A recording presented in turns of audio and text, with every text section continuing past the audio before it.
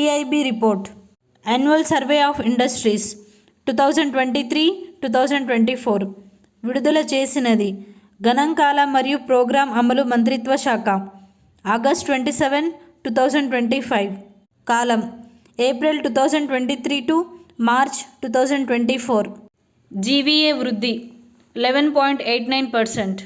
పరిశ్రమల అవుట్పుట్ వృద్ధి 5.80%. ఉద్యోగం పెరుగుదల 5.92%. 2014-15 నుండి 2023-24 వరకు సృష్టించిన ఉద్యోగాలు 57 lakhs.